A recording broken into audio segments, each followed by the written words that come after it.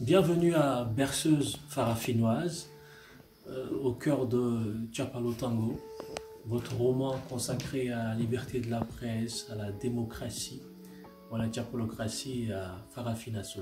Je vous plonge au cœur des aventures de notre héros Paul Stokeley, à travers le chapitre premier qui va faire l'objet de cette lecture de ce soir. Chapitre premier qui s'intitule « Partir Tchap-Tchap ». Alors, dans une forme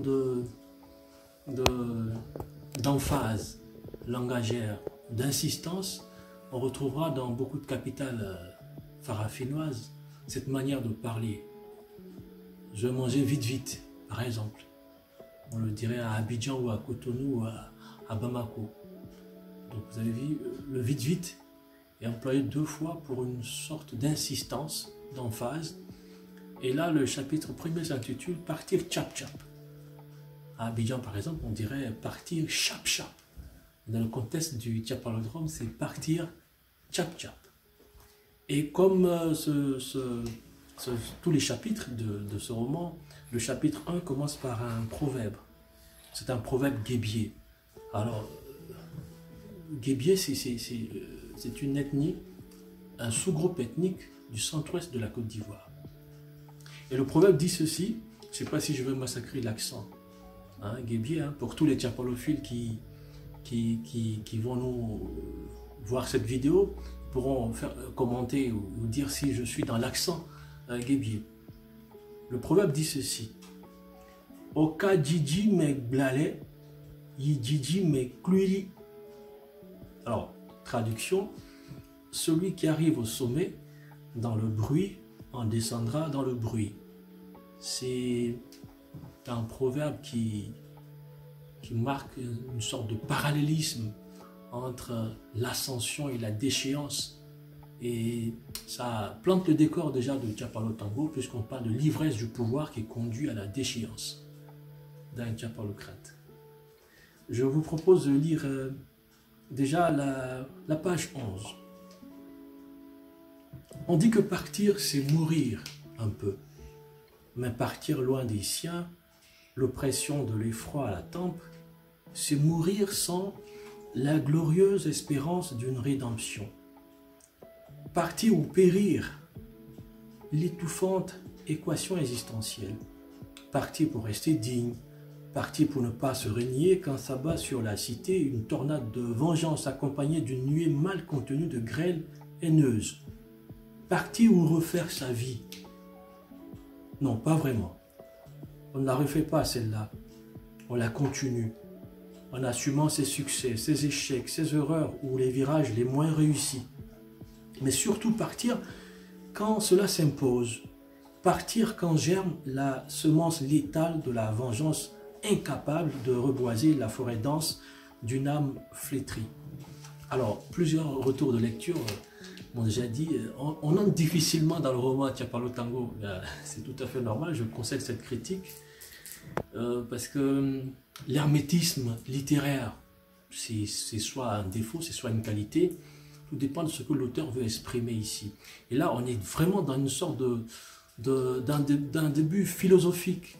Quand même, il y a comme une prose philosophique que j'entame à la page 11 qui commence ce roman, mais qui plante également le décor.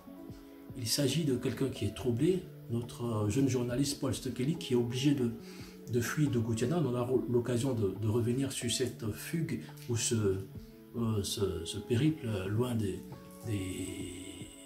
terres de Goutiana. Mais ce qu'il faut savoir, c'est que notre héros doit fuir. Il est contraint de partir et se pose alors une question existentielle. Est-ce qu'il part? Est-ce qu'il y reste? C'est ça la grande question. Mais je vous ramène à pourquoi il part. À la page 17, pour comprendre véritablement pourquoi notre héros doit partir.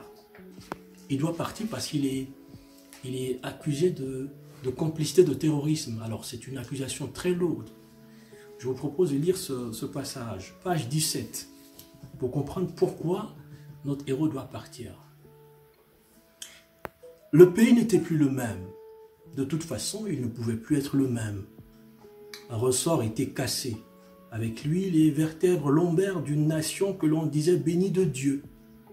Comment les anges du Tout-Puissant avaient-ils fait preuve d'une si grande légèreté au point de laisser de vils mécréants poignarder en plein jour toute une nation dans ce qu'elle avait théoriquement de plus précieux, la vie de ses citoyens?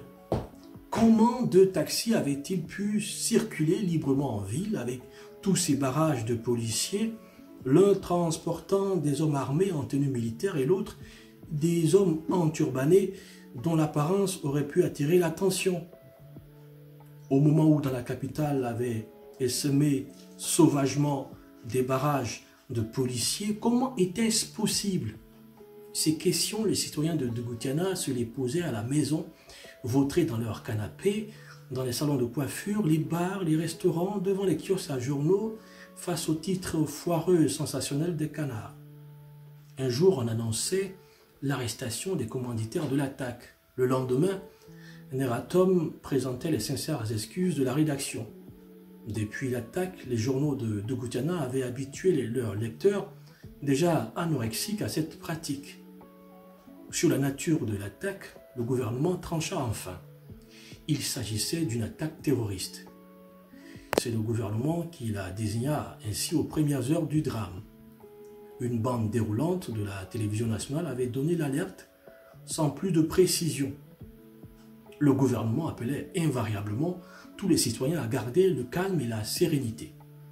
Et donc ces deux pages-là nous montrent que de Gutiana avait été attaqué, donc avait subi une attaque terroriste, la première de son histoire d'État indépendant. Et c'est justement le fil rouge de ce roman, puisque après cette attaque terroriste, comme on le dit à la page 17, le pays ne sera plus le même. Et Paul Stokeley est obligé de quitter justement de Gutiana parce qu'il sera l'objet d'un mandat d'arrêt international pour complicité d'actes terroristes.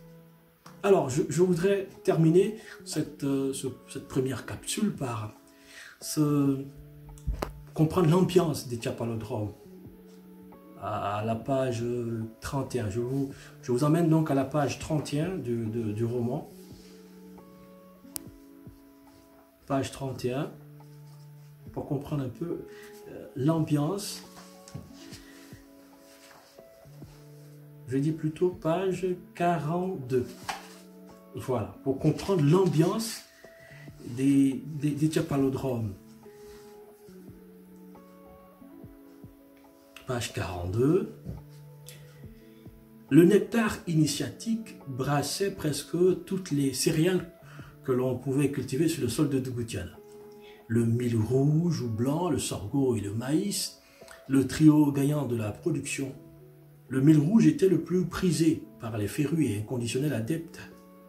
Forte teneur après fermentation, corsé, il avait une vertu spécialement enivrante. La vendeuse de Tchapalo réservait toujours le premier cru de son breuvage de Tchapalo serré pressé aux fidèles parmi les fidèles de sa clientèle, en partie désœuvrée. Missier, tchap-tchap, pressé, pressé-pressé, pressé-serré. L'irrésistible formule commerciale devant laquelle l'on pouvait abandonner toute lucidité. Ah, Tchapalo de nos ancêtres, substance vivifiante aux vertus libératrices.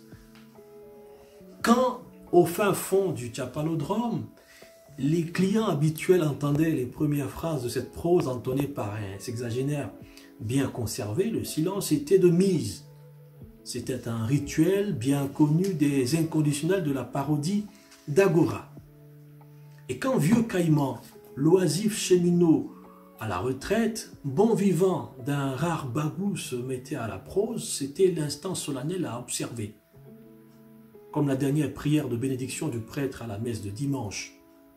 La calebasse pleine du précieux breuvage levée vers ses congénères, vieux Caïman se lançait invariablement dans une parodie d'imprécations balbutiantes, mais logiquement agencées.